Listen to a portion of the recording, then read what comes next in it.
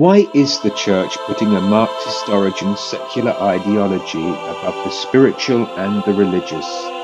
The Church of England's focus seems to now be on the holy trinity of diversity, equity, and inclusion, rather than upon the spiritual reinforcement and guidance of its religious teachings. Its higher clergy seem more concerned about staying within the woke dogma and apologizing for the Church's very existence. Identity politics has become a quasi-religious doctrine within the Church, overshadowing traditional Christian values of community and individual conscience. The Church's narratives are negative and self-loathing, whereas they should be a message of hope and individual agency, not perpetuating an oppressor victimhood narrative, or one of perpetual guilt and grievance. For instance, the Church of England rightly acknowledges its historical involvement in slavery, but while acknowledging guilt, it makes no mention of its role to end slavery by figures like William Wilberforce.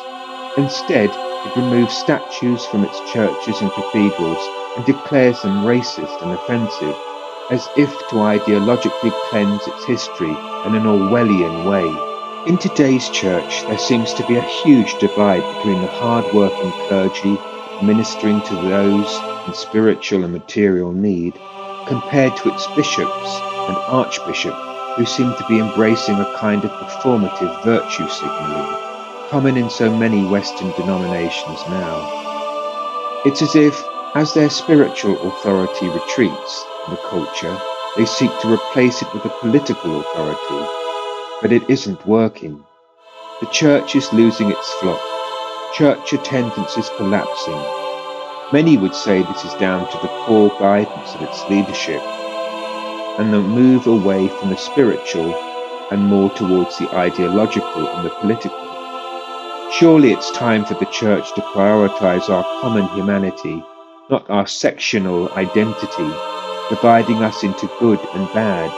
Surely it's time to focus on what unites rather than divides us, and to live our lives based on conscience, not on top-down ideological enforcement.